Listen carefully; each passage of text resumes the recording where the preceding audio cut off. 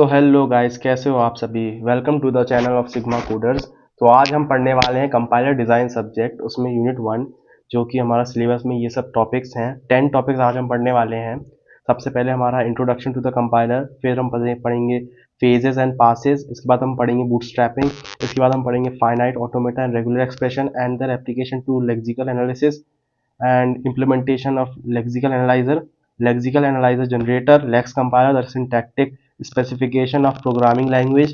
Then हम पढ़ेंगे context free grammar and derivation and parse tree capabilities of CFG, application of grammar in syntax analysis, ambiguity and BNF notation and YACC।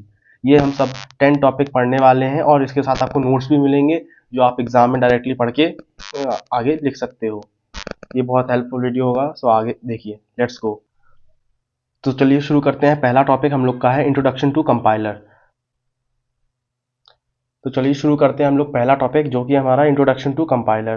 Compiler is a software program that translates high level source code. जो high level source code होता है, जो कि हम जैसे कि C++ में पढ़ते हैं, written in program naming language C या C++ या Java into a lower level language में कन्वर्ट करता है। वो लोअर लेवल लैंग्वेज मतलब मशीन कोड, जो 0-1 में होती है, जो मशीन अंडरस्टैंड करती है।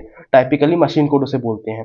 ये जो कोड होता है, ये बेसिकली 0 और 1 के फॉर्म में होता है, बाइनरी फॉर्म में होता है मशीन कोड, जो कि मशीन अंडरस्टैंड करती है। और ये जो हाई लेवल लैंग्वेज है, ये आपका C या C++ में होता है, जो हम पढ़ते हैं। तो आगे बढ़ते हैं। फेजेस ऑफ कंपाइलर, ये आपका डायग्राम है, आप एग्जाम में बनाएंगे तो अच्छे नंबर मिलेंगे। सबसे पहले ये हमारा हाई लेवल लैंग्वेज होती है, जो कि हमारी होती है, हाई लेवल लैंग्वेज हमारी होती है C++ एंड जावा। ये बेसिकली हम सब यही पढ़ते हैं ज़्यादातर। एंड हम इसके आगे बढ़ते हैं। अब सबसे पहला फेज आता है लेक्सिकल एनालाइजर, फिर जाता है सिंटेक्स एनालाइजर, फिर आता है अपना सेमेंटिक एनालाइजर, एंड देन आता है intermediate code generator. After that हम आते हैं फिर अपने कोड ऑप्टिमाइजर पे। एंड टारगेट कोड जनरेशन है असेंबली कोड में। देन हम आते हैं असेंबली कोड में। हमारे पास दो और चीज़ें होती जो कि हैं symbol table and error handling. ये दोनों भी हमारे बहुत फंक्शन काम करते हैं। सबसे पहले हम आते हैं लेक्सिकल एनालिसिस पे, दैट इज स्कैनर भी बोलते हैं इसको, बिकॉज ये कन्वर्ट करता है source code into tokens, removes white spaces and comments. ये सोर्स कोड जो होता है, जो हम सोर्स कोड प्रोवाइड करते हैं, उसको ये कन्वर्ट करता है टोकन्स में। तो बेसिकली जो हमने सोर्स कोड जो हमने C++ में लिखा, उनको टोकन्स में कन्वर्ट करेगा और रिमूव कर देगा वाइट स्पेस, जो ब्लैंक स्पेसेस होती हैं वो रिमूव कर देगा ये। एंड कमेंट्स भी रिमूव कर देता है। कमेंट्स हम बेसिकली कैसे यूज़ करते हैं। कमेंट्स हमारे जो होते हैं वो या तो हम मल्टी लाइन कमेंट्स हो गए या फिर सिंगल लाइन कमेंट हो गए। ये दोनों टाइप्स के कमेंट रिमूव कर देता है ये। फाइन, अब हम आते हैं एग्जांपल एक देख लेते हैं। ये एक लिखिए, इंट a = 5 एंड सेमीकोलन। इसके बाद tokens int a equal to 5 semicolon. ये सब हैं जो टोकन्स हैं। हमने इसको एक बार देखा, इसको देखा, ये सब हमारे टोकन्स हैं। ये हमारी एक सिंगल लाइन थी एक प्रोग्राम की, इसको हमने टोकन्स ब्रेक किया। ये इंट अलग हो गया, a अलग हो गया, इक्वल टू अलग हो गया, 5 अलग हो गया एंड सेमीकोलन अलग। ये टोकन्स हमारे बन गए अलग। बहुत सिंपल है। अब आते हैं syntax analysis. Basically lexical analysis से कुछ नहीं करता है, वो टोकन्स में कन्वर्ट करता है, दैट्स इट। टोकनाइजेशन होता है इसमें। इसके बाद हम आगे बढ़ते हैं। सिंटेक्स एनालिसिस में क्या होता है, पार्सर। इसमें पार्स ट्री बनता है basically. Checks whether the token sequence follows the grammar. ये चेक करता है कि टोकन्स जो है वो ग्रामर को फॉलो कर रहा है कि नहीं। And construct a parse tree, ये मेन पॉइंट है कि ये कंस्ट्रक्ट करता है पार्स ट्री को यहाँ पे। यानी कि आपका पार्स ट्री जो है वो सिंटेक्स एनालिसिस के फेस में क्रिएट होता है। Based on the syntax rules जो होते हैं उसके अकॉर्डिंग वो बनाता है।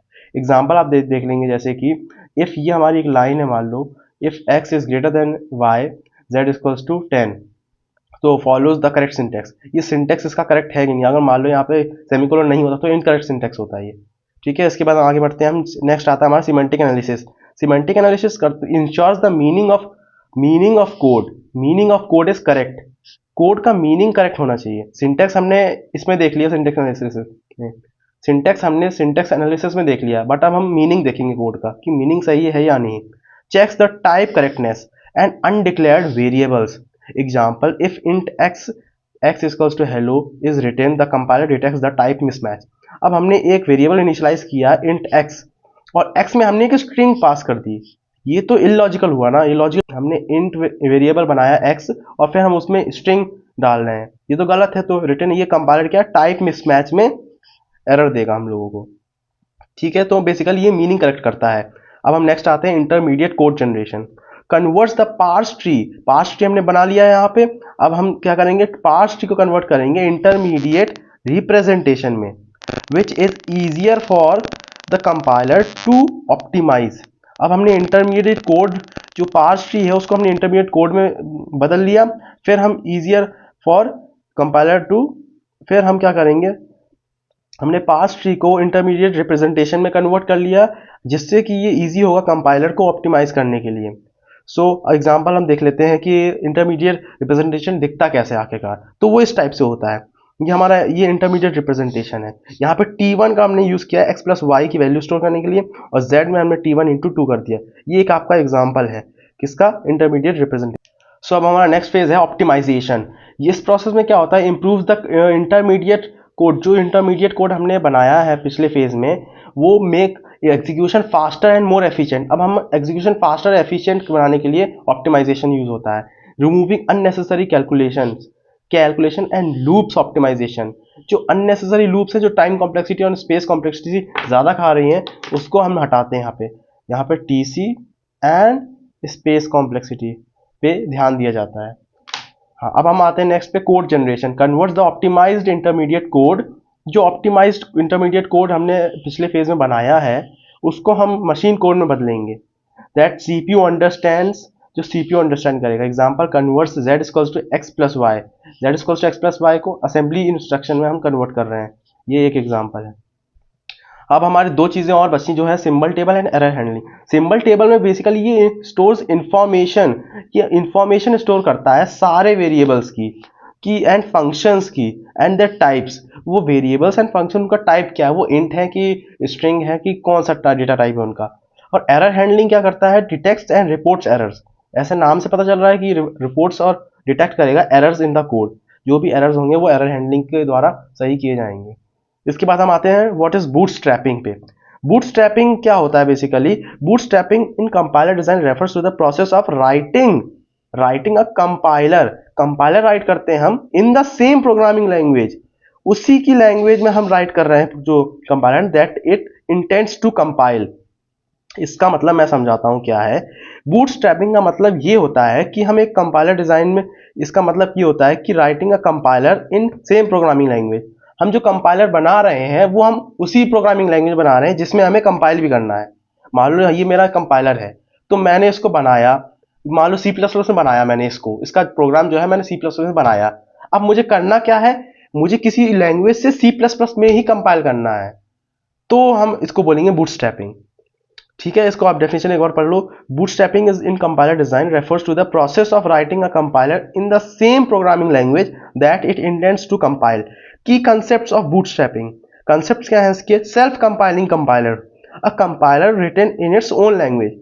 सेल्फ कंपाइलिंग कंपाइलर का मतलब क्या है, एक कंपाइलर जो लिखा हुआ है उसकी अपनी ही लैंग्वेज में।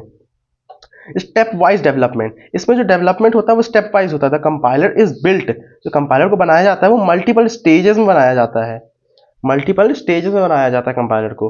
Typically using an existing compiler for an initial version. Step wise development, the compiler is built in multiple stages and typically using existing compiler for an initial version. Step wise, हम compiler को step wise multiple stages में बनाते हैं। हमारा cross compilation. Next अब हम आते हैं क्रॉस कंपाइलेशन में। A temporary compiler written in another language may be used to generate the final compiler. Cross compiler क्या होता है basically, cross and compiler word अलग अलग। कंपाइलेशन मतलब है हम कंपाइल करेंगे। द टेम्पोररी कंपाइलर, एक टेम्पोररी कंपाइलर है written in another language important चीज है, may be used to generate the final compiler. जो कि ये बेसिकली कंपाइल करने के लिए यूज होता है, बस लिखा ये अनदर लैंग्वेज में होता है। अब आते हैं प्रोसेस क्या है बूटस्ट्रैपिंग का। सबसे पहले हम राइट अ मिनिमल कंपाइलर हमें लिखना पड़ेगा, ऑब्वियसली एक मिनिमल कंपाइलर हमें बनाना ही पड़ेगा। A simple compiler is written in an existing language, वो लैंग्वेज पहले से हो सकती है, इस पर कोई प्रॉब्लम नहीं है। कंपाइल एंड इम्प्रूव्ड कंपाइलर, अब हम कंपाइल करेंगे। मिनिमल कंपाइलर जो है is use to compile a more advance version of it, जो उसी का एडवांस वर्जन है उसी को हम कंपाइल करेंगे। सेल्फ होस्टिंग होता है ये। Final compiler is now capable of compiling its own source code. जो फाइनल कंपाइलर हमने बनाया है वो क्या कैपेबल होगा, compiling its own source code, अपना ही सोर्स कोड को कंपाइल करने के कैपेबल होगा। एग्जाम्पल अब हम देखते हैं, suppose we want to create a compiler for a language L, हमें एक कंपाइलर बनाना है एक एल लैंग्वेज के लिए। तो राइट अ स्मॉल कंपाइलर, हम सबसे पहले बेसिक कंपाइलर बनाएंगे ऑलरेडी एग्जिस्टिंग लैंग्वेज के द्वारा, जैसे कि सी है मान लो, हम एक बनाएंगे। अब use this initial compiler to compile an improved version of itself written in L. अब हम उसका इंप्रूव्ड वर्जन को कंपाइल करने के लिए हम एक ट्राई करेंगे। The new version of the compiler is now written in L and can compile its own code. अब जो नया वर्जन हमने बनाया है वो हमारा एल में ही लिखा है और can compile its own code, अपने ही कोड को वो कंपाइल कर सकता है। इसके एडवांटेजेस क्या हैं, ईजियर मेंटेनेंस, हम उसमें मॉडिफाई कर सकते हैं उसको easily using its own language, modification आसान है तो ईजियर मेंटेनेंस हो जाएगा उसका। डन है। इसके बाद इंप्रूव्ड एफिशिएंसी, उसकी efficiency improved, optimisation can be added, हम उसमें उसको ऑप्टिमाइज कर सकते हैं। पोर्टेबिलिटी मतलब है कि compiler can be compiled for different platforms, different platforms में हम कंपाइल कर सकते हैं, यह इसलिए पोर्टेबिलिटी है। ये 3 एडवांटेजेस हैं इसके। अब देखते हैं आगे इसके disadvantages of bootstrapping. The initial complexity requires initial working compiler. सबसे पहले डिसएडवांटेज क्या है इसका, इनिशियल कॉम्प्लेक्सिटी होती है इसकी। इसका क्या मतलब है, इनिशियल वर्किंग कंपाइलर हमें चाहिए पड़ता है स्टार्टिंग में। सर्कुलर डिपेंडेंसी क्या होता है, the compiler must be compiled before it can compile itself. जो कंपाइलर है वो कंपाइल होना चाहिए अपने आप से ही। The compiler must be compiled before it can compile itself, compiler should must be compiled, वो कंपाइल होना चाहिए तभी तो फिर वो कंपाइल कर पाएगा। अब नेक्स्ट टॉपिक पे आते हैं, finite automata and regular expression and their application to lexical analysis. Finite automata क्या होता है, a finite automaton is a mathematical model, ये एक मैथमेटिकल मॉडल होता है यूज टू रिकॉग्नाइज पैटर्न्स, ये इंपॉर्टेंट वर्ड है, पैटर्न्स इन अ स्ट्रिंग, एक स्ट्रिंग में पैटर्न जो होते हैं उसको रिकॉग्नाइज करने के लिए यूज। इसके पार्ट होते हैं आपका फाइनाइट सेट ऑफ स्टेट्स होती है इसके अंदर, set of transition between states होती हैं, ट्रांजिशंस होती हैं, स्टेट्स होती हैं, एंड इनपुट अल्फाबेट होता है डेफिनेटली, स्टार्ट सिंबल होता है। बेसिकली ये स्टार्ट सिंबल जो है ज़्यादातर ये एस से हम लोग इसको दर्शाते हैं। अब नेक्स्ट पे आता है सेट ऑफ एक्सेप्टिंग स्टेट्स होती हैं, फाइनल स्टेट भी होती है इसमें। फिर इसके टाइप्स होते हैं, डीएफए और एनएफए होती हैं, deterministic finite automata and non deterministic finite automata. Fine. इसके बाद आगे बढ़ते हैं, रेगुलर एक्सप्रेशन। रेगुलर एक्सप्रेशन क्या होता है, regular expression is a symbolic notation, symbolic notation होता है ये to describe patterns in a string, patterns in a string, it defines regular language, regular language को ही बताएगा ये, which are recognised by finite automata, recognised by finite automata. ये words जो है ना, टर्म्स ये इंपॉर्टेंट है, एग्जाम में लिखोगे आप तो ज़्यादा नंबर मिलेंगे। इसके बाद आगे बढ़ते हैं, एप्लीकेशन टू लेक्सिकल एनालिसिस। अब इसके एप्लीकेशन पे जाते हैं, regular expressions, it defines tokens and patterns, tokens और पैटर्न्स को देखा। टोकन्स बेसिकली होते क्या है, कीवर्ड्स हो गए, आइडेंटिफायर्स हो गए, ये सब इसके टाइप्स हो गए। टोकन्स होते हैं आपका हर एक जो वर्ड होता है कोड में, अभी मैं आगे एग्जांपल है उसमें बताऊंगा अच्छे से। Finite automata it is used to recognise tokens efficiently, tokens को एफिशिएंटली रिकॉग्नाइज करने के लिए यूज होता है। Note, lexical analyser uses finite automata and regular expression to tokenize source code, tokenize source code। ये बहुत इंपॉर्टेंट चीज है कि लेक्सिकल एनालाइजर जो है, जो हमारा पहला फेज है, लेक्सिकल एनालाइजर क्या करता है, finite automata and regular expression का यूज करता है टोकनाइज करने के लिए सोर्स कोड को। Fine of lexical analyser, first phase of compiler होता है सबसे पहले तो ये इतना पॉइंट हमको याद है, it reads the source code and converts into token, source code को रीड करेगा एंड टोकन्स में कन्वर्ट करेगा, remove white spaces and comments, detects error भी डिटेक्ट करेगा। Fine, passes token to syntax analysis, tokens को पास करेगा to syntax analysis में। Fine, क्योंकि सिंटेक्स एनालिसिस नेक्स्ट फेज होता है लेक्सिकल के बाद। अब हम देखते हैं एक न्यूमेरिकल कई बार आता है जो कि है हमारे पास कि count the number of tokens या टोकनाइजेशन, बेसिकली हमें नंबर ऑफ टोकन्स हमें फाइंड करने होते हैं। चलिए हम देखते हैं, इसके 3 एग्जाम्पल मैंने लिए हैं, बहुत इंपॉर्टेंट है, इसमें आपको समझ आ जाएगा एक ही बार में। सबसे पहले तो ये हमारे पास एक कोड है, देखते हैं इसमें कितने टोकन। सबसे पहले मेन है, तो मेन ये हमारा एक हो गया, फिर दूसरा ये हो गया, फिर तीसरा ये क्लोज ब्रैकेट हो गया, फिर चौथा ये हो गया कर्ली ब्रेसेस, फिर 5 ये इंट हो गया, फिर 6th ये ए हो गया, ये पी है सॉरी, फिर 6 हमारा p हो गया इक्वल्स टू हमारा 7 हो गया, फिर a हमारा कितना हो गया, ये 900 है तो हम इसको एक ही मानेंगे, पूरे को हम एक नंबर ही मानेंगे। एंड फिर 9 हमारा ये हो गया सेमीकोलन, फिर 10 हमारा केयर हो गया, फिर 11 हमारा बी हो गया, फिर 12 हमारा ये हो गया, फिर ये इंपॉर्टेंट है, ये जो हमारी स्ट्रिंग है ना इसको हम एक ही मानेंगे। ये हमारा 13 हो गया एंड ये हमारा 14 हो गया।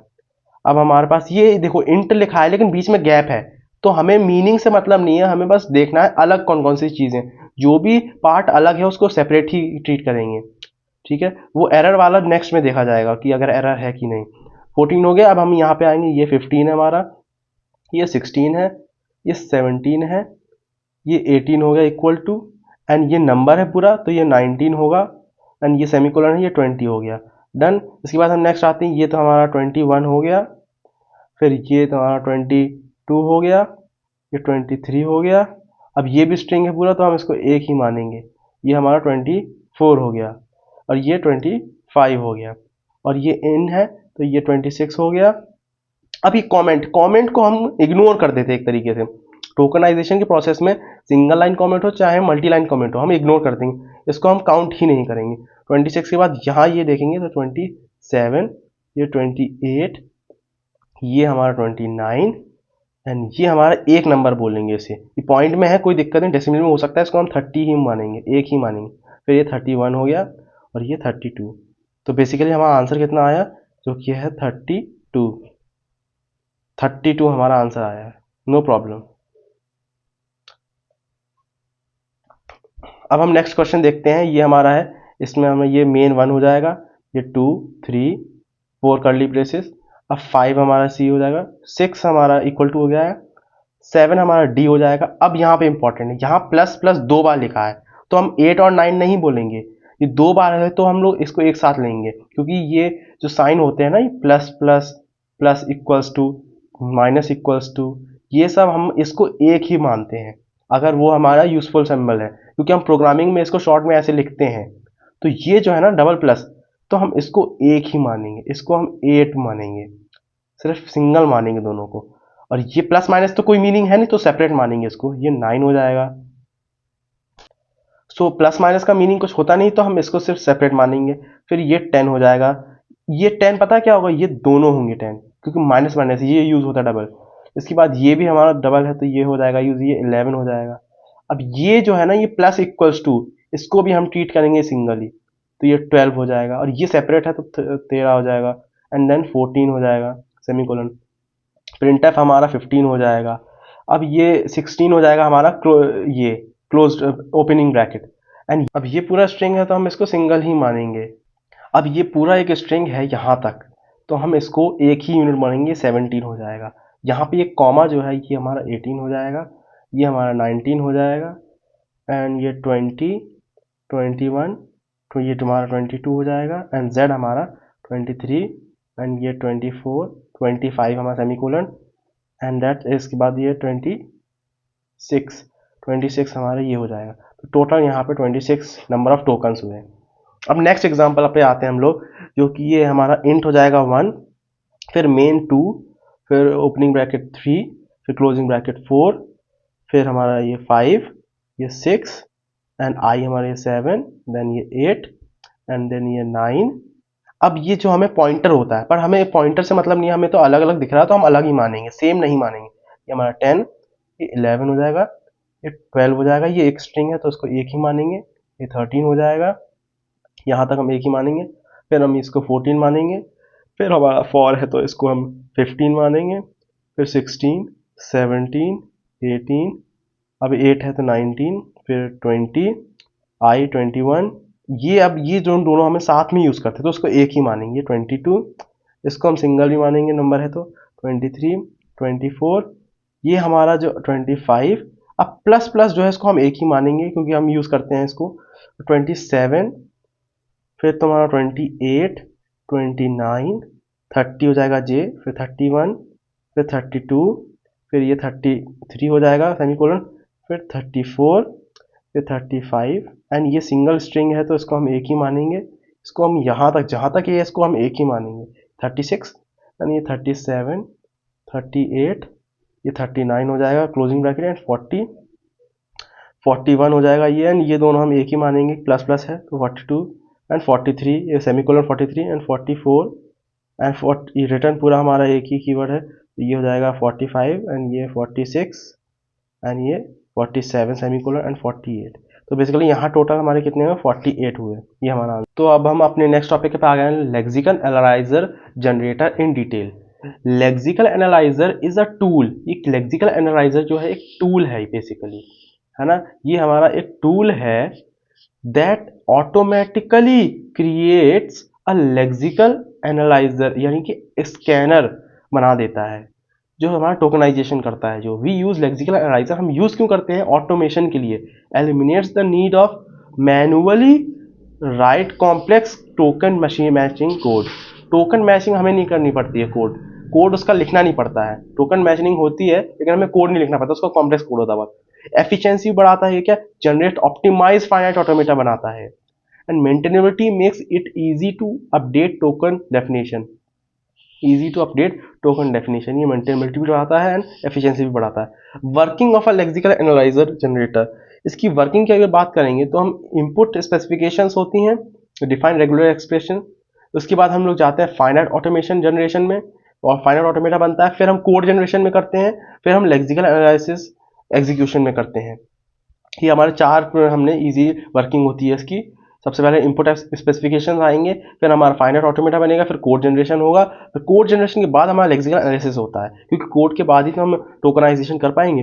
अब पॉपुलर लेक्सिकल एनालाइजर जनरेटर हैं कुछ कुछ जो बहुत पॉपुलर हैं, ये टूल्स हमारे जैसे कि लेक्स एंड फ्लेक्स हो गए एंड जे फ्लेक्स हो गए एंड एंटलर हो गया एंड पिगमेंट्स हो गए, ये चार हमारे फेमस टूल्स हैं। इसके फीचर्स क्या होते हैं लेक्सिकल एनालाइजर जनरेटर के, पैटर्न मैचिंग में ये यूज होता है, ठीक है ना, pattern matching and automatic code generation में भी यूज होता है, एंड एरर हैंडलिंग में यूज होता है एंड एफिशिएंसी में भी यूज होता है। अब हम नेक्स्ट टॉपिक पे आते हैं, that is Lex compiler. Lex compiler is a tool, एक टूल है बेसिकली, ये यूज इन कंपाइलर डिजाइन में यूज होता है, जो जनरेट अ लेक्सिकल एनालाइजर बनाने के लिए यूज होता है। लेक्स कंपाइलर एक टूल है जो कि हम लेक्सिकल एनालाइजर बनाने के लिए यूज करते हैं। It helps to recognise tokens such as keyword, token recognise tokens में हेल्प करता है। कीवर्ड्स, टोकन्स क्या होते हैं हमारे, कीवर्ड्स होते हैं, आइडेंटिफायर्स होते हैं, नंबर्स होते हैं, ऑपरेटर्स होते हैं, सिंबल्स होते हैं। कीवर्ड्स मतलब जैसे रिटर्न हो गया, आइडेंटिफायर मतलब नेम्स वगैरह जो फंक्शन नेम वगैरह मेन वगैरह हो गए, नंबर्स हमारे कॉन्स्टेंट्स हो गए, ऑपरेटर प्लस माइनस डिवीजन हो गया, सिंबल्स वगैरह हम greater than equal to etcetera सारे symbols use. Working of a lex compiler देखते हैं। लेक्स इनपुट लेक्सर फाइल बोलते हैं, जो कि इनपुट जो होती है ना लेक्सर फाइल बोलते हैं। Lex compiler take Lex file take करता है and that contain token definition, जो टोकन की डेफिनेशन उसमें स्टोर होती है यूजिंग रेगुलर एक्सप्रेशन के द्वारा। नेक्स्ट क्वेश्चन आता है लेक्स प्रोसेसिंग। लेक्स इनपुट ले लिया, प्रोसेसिंग होगा, लेक्स कन्वर्ट्स दीज डेफिनेशन जो आई हैं इनको कन्वर्ट करेगा सी प्रोग्राम में, सी प्रोग्राम में कन्वर्ट करेगा, कंपाइलेशन होता है इसके बाद, कंपाइलेशन में this generate C program is compiled using a C compiler. अब ये कंपाइलेशन क्या होगा, generate C program is compiled using a C compiler के द्वारा हम कंपाइल करेंगे। एग्जीक्यूशन में क्या होगा, the executable reads the input source code and identifies tokens.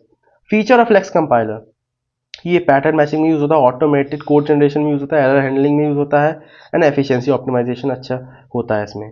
Fine है फीचर, आपको पता है ये पहले भी पढ़े हैं। एप्लीकेशन ऑफ लेक्स कंपाइलर क्या है, कंपाइलर कंस्ट्रक्शन में यूज होता है। लेक्स कंपाइलर जो है लेक्सिकल एनालाइजर में हेल्प होता है, तो कंपाइलर कंस्ट्रक्शन में भी हेल्प करेगा, क्योंकि जनरेट लेक्सिकल एनालाइजर पता है हम लोगों को। और कहाँ यूज होता है, ये सिंटेक्स हाईलाइटिंग में यूज होता है। सिंटेक्स हाईलाइटिंग टेक्स्ट एडिटर जो होते हैं, ऑनलाइन टेक्स्ट एडिटर जो आते हैं ना, तो उस पर इनका यूज होता है, ये बहुत इंपॉर्टेंट है। जैसे आपने ऑनलाइन सी कंपाइलर वगैरह देखा होगा, बहुत सारे टेक्स्ट एडिटर्स देखे होंगे, वो इसका यूज करते हैं। Preprocessor, preprocessor basically tokenisation का काम करता है, tokenise source code, data extraction structure, data extraction में क्या होता है, स्ट्रक्चरल टेक्स्ट प्रोसेसिंग। अब हम आगे बढ़ते हैं नेक्स्ट टॉपिक में, syntactic specification of programming language. It defines its structure and rules, वो स्ट्रक्चर एंड रूल्स डिफाइन करते हैं। It describes how valid programs are written using formal grammar and ensure that the compiler can correctly interpret source code. वो describe करता है कि program valid है कि नहीं, are written using formal grammar, जो ग्रामर है ना उसका यूज करके करेक्ट लिखी है कि नहीं, ensure that compiler can correctly interpret source code, जो कंपाइलर है कंपाइल करेगा सोर्स कोड को, तो इसी में हेल्प करता है कि प्रोग्राम सही तरीके से लिखा है कि नहीं। इट डिफाइन सिंटेक्स रूल्स, उसके सिंटेक्स के रूल्स डिफाइन करता है।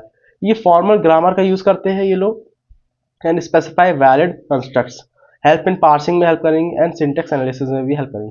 Components of syntactic specification, components के अंदर सीएफजी होता है, बीएनएफ होता है एंड इनहैंस्ड बीएनएफ होता है। सीएफजी क्या होता है? Context free language use define syntax of most programming languages, syntax of most programming language को डिफाइन करने के लिए यूज होता है। Consist of rules that describes not consist of rules that describes how programs are structured, rules that describes how program are structured, fine। And इसके बाद next है हमारा बैकेस्ट नॉर फॉर्म। बैकेस्ट नॉर फॉर्म क्या होता है? Notation use for formally define the CFG. Example, ये expression है जैसे कि एंड ये एक्सप्रेशन ऐसे हम लिखते हैं, ये इसका फॉर्मेट है बीएनएफ का, बैकेस्ट नॉर फॉर्म का। इसको आगे भी हमने डिटेल में एक्सप्लेन किया है, वहाँ से पढ़ लेंगे। ये हमारा ये यहाँ पे होता है, एंड इसके बाद ये बेसिकली इसका फॉर्मेट होता है, यहाँ पे एक्सप्रेशन, फिर यहाँ पे एक्सप्रेशन, बीच में ऑपरेटर, इसी तरह से हम लोग लिख सकते हैं। हम नेक्स्ट पे आ गए एक्सटेंडेड बैकेस्ट नॉर फॉर्म।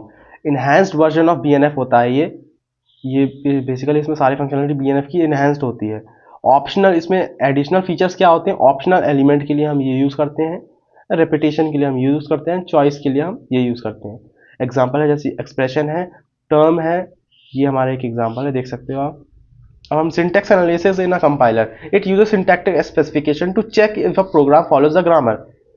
वो यूज करता है सिंटैक्टिक स्पेसिफिकेशन का, ये चेक करने के लिए program that follows the grammar rules को फॉलो कर रहा है कि नहीं जो प्रोग्राम है। पार्सिंग टेक्निक हमारी दो होती हैं, top down parsing and bottom up parsing. Top down parsing में क्या होता है? Start from the start symbol से होगा, ऊपर से नीचे आने तो स्टार्ट से यूज होगा ऑब्वियसली है, and expand the grammar rules use in predictive parser में। ये पार्सर हम आगे पढ़ेंगे तो आपको ज़्यादा क्लियर होगा, ये बेसिकली थ्योरेटिकल है पूरा unit. Start from bottom up क्या होगा? Start from the input tokens, basically नीचे से स्टार्ट होता है इनपुट टोकन से, and reduce to the start symbol तक हम लोग जाते हैं। यूज इन पावरफुल पार्सर, ये हम आगे बहुत सारा पढ़ा हुआ है हमने, उसमें पढ़ेंगे सेकंड यूनिट में कि पार्सर का पूरा डिटेल में। Context free grammar and derivation and parse tree and capabilities of CSG पे आते हैं हम। कंटेक्स्ट फ्री ग्रामर क्या होता है? ये हमने पढ़ा भी था। Formal grammar to define the syntax of a programming language, programming language का सिंटेक्स क्या है वो बेसिकली बताता है, हेल्प्स इन सिंटेक्स एनालिसिस में हेल्प होती है। 4 कंपोनेंट्स होते हैं इसके, टर्मिनल्स होते हैं, नॉन टर्मिनल्स होते हैं, प्रोडक्शन रूल्स होते हैं, स्टार्ट सिंबल। टर्मिनल्स हो गए हमारे small symbol, basically plus operators हो गए और एक्स एंड वाई, जो भी स्मॉल में होते हैं ना वो हमारे टर्मिनल्स होते हैं। नॉन टर्मिनल्स बेसिकली कैपिटल में हम रिप्रेजेंट करते हैं, जैसे एस हो गया, एस ए हो गया, एक्सप्रेशन एंड लूप्स को। प्रोडक्शन रूल्स क्या होते हैं? Defines expansion of a non terminal to terminal. जो नॉन टर्मिनल कैपिटल वाले हैं उनको स्मॉल में हम करते हैं तो प्रोडक्शन रूल्स होते हैं वो। स्टार्ट सिंबल ज़्यादातर इस एस से रिप्रेजेंट होता है। Non terminal that defines a valid program structure, valid program. एक एग्जांपल है सीएफजी का, जैसे कि E gives E plus E and slash, ये ऑप्शन होता है, या तो ये होगा या तो ये होगा या तो ये होगा या तो ये होगा या तो ये होगा, एक one at a time. Derivation in CFG कैसे होता है? 2 डेरिवेशन, लेफ्ट मोस्ट डेरिवेशन और right most derivation. Left most का एक एग्जांपल हम लोग देख लेते हैं। ये हमारे पास एक्सपेंशन है, सारे प्रोडक्शन रूल्स हैं। लेफ्ट मोस्ट डेरिवेशन हम लोग ने किया हुआ है यहाँ पे इसका, ये हमारे पूरे प्रोडक्शन रूल्स हैं, इसका हमने लेफ्ट मोस्ट डेरिवेशन किया है। ये पार्स ट्री है लेफ्ट मोस्ट का, ई गिव्स ई प्लस ई, ई गिव्स ई प्लस ई, ये तीनों लिखे हैं। अब हमने लेफ्ट साइड से स्टार्ट किया है, ये टर्मिनल पे हम गए आईडी लेफ्ट साइड से। अब हमने फिर क्या किया, फिर से हम लेफ्ट साइड में गए आईडी किया, तो यहाँ पे भी आईडी, यानी कि हम ऐसे जा रहे हैं बेसिकली। तो हम लोग ने लेफ्ट साइड से, ये लेफ्ट मोस्ट डेरिवेशन है। अब पढ़ते हैं पार्स ट्री क्या होता है। और ट्री रिप्रेजेंटेशन ऑफ अ ये ट्री रिप्रेजेंटेशन होता है of what, of a derivation that shows how a string is derived from the start symbol। एक स्टार्ट सिंबल से स्ट्रिंग कैसे ड्राइव है ये बताता है। Example, e gives e plus e and id and e and star e and id, id ये terminals, ये हमारे कैपिटल, ये नॉन टर्मिनल एंड id हमारा टर्मिनल्स हो गए। ये हमारा बेसिकली पार्स ट्री है। कैपेबिलिटीज ऑफ सीएफजी, कैपेबिलिटीज देखते हैं। हेल्प इन पार्सिंग में हेल्प करता है ये, हैंडल्स रिकर्जन में भी हैंडल करता है, यूज इन कंपाइलर कंस्ट्रक्शन में भी यूज होता है। हम लास्ट टॉपिक पे आते हैं जो कि हमारा application of grammars in syntax analysis, ambiguity and BNF notation and वाईएसीसी।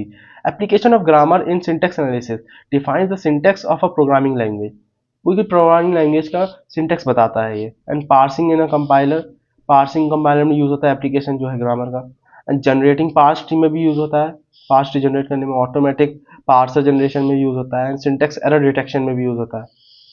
Error detection and recovery में। एम्बिगिटी इन ग्रामर क्या है? Grammar is ambiguous if there exist more than one parser. एक कोई भी ग्रामर एम्बिगियस कब होती है? जब उसके एक से ज्यादा पार्स ट्री बनाए जा सकते हैं, तो वो एम्बिगियस हो गया। पार्स ट्री कैसे बनाया जाए हमने देख रखा है। एग्जांपल हम देखते हैं एम्बिगियस ग्रामर। ये हमारे पास प्रोडक्शन रूल्स हैं, E gives E plus E and optional में E into E and open bracket E close bracket and ID. ये हमारा पार्स ट्री 1 है, ये पार्स ट्री 2 है। ई से हम गए E plus E and then E को हमने आईडी में ड्राइव किया एंड ई से फिर हमने E star E and ID. अब इसी को हमारा दूसरा तरीका ये है, E gives E star E and E gives E plus E and E gives ID. अब हम तीनों से हम अगर जनरेट करनी चाहिए स्ट्रिंग, तो ये ऐसे जाती है एंड ये भी ऐसे ही जाएगी। तो यहाँ से क्या होगा, ये आईडी यहाँ से ऐसा जाएगा, ऐसा जाएगा, ऐसा जाएगा, ऐसा जाएगा, ऐसा, एंड यहाँ से ऐसे जाएंगे, ऐसे जाएंगे, ऐसे जाएंगे, ऐसे जाएंगे, ऐसे जाएंगे एंड ऐसे। तो यहाँ से क्या बनेगा, आईडी प्लस आईडी, फिर यहाँ पे हमारा मल्टीप्लिकेशन आ गया, फिर हमारा फिर से आईडी आ गया। तो ये हमारी स्ट्रिंग जनरेट हुई। यहाँ पे हम आएंगे तो ये आईडी एंड प्लस फिर से आईडी, फिर हम गए स्टार में, फिर हम गए आईडी में। तो बेसिकली यहाँ पे स्ट्रिंग सेम ही है बट दो डिफरेंट पार्स ट्री हैं, दोनों सेम है ये। तो ये एम्बिगियस है, इसका मतलब दोनों का डिफरेंट पार्ट्स ट्री आ रहे हैं बट स्ट्रिंग सेम है, जिसका मतलब ये एम्बिगियस है। आगे अब हम आते हैं अपने BNF नोटेशन पे। BNF is the formal notation used to define the grammar of a programming language. तो BNF is a formal notation used to define the grammar of the programming language। ये grammar of the programming language define करने के लिए use होता है। Formal notation है, जैसे हम पढ़ चुके हैं। एग्जाम्पल है नॉन टर्मिनल्स, यहाँ ये होता है हमारा नॉन टर्मिनल एंड ये हमारा होता है कैन बी रिप्लेस। ये जो डबल क्लोन है एंड इक्वल्स टू है, इसका मतलब है can be replaced by expression plus terms. ये फॉर्मेट है पूरा, बेसिकली ये जो है ना, ये फॉर्मेट है आपका। इस तरीके से आप देख सकते हो। ये फैक्टर होता है, फिर डबल कोलन एंड एक्सप्रेशन होता है, then identifier and then A/BCD जो भी है वो कर सकते हो। एडवांटेजेस ऑफ BNF क्या है? ये प्रिसाइज एंड फॉर्मल होता है and easier to read understand. Read और अंडरस्टैंडिंग के लिए ईजी होता है। Use in parser generator like YAC। Parser generator में यूज होता है YACC में। YACC का क्या होता है? Yet another compiler. ये इसका फुल फॉर्म है। YACC बहुत इंपॉर्टेंट है, बहुत बड़े एग्जामिनेशन में आता है। YACC is a parser generator use to create syntax analyser. Parser generator है ये जो सिंटेक्स एनालाइजर में यूज होता है। It works with lex to handle tokenised input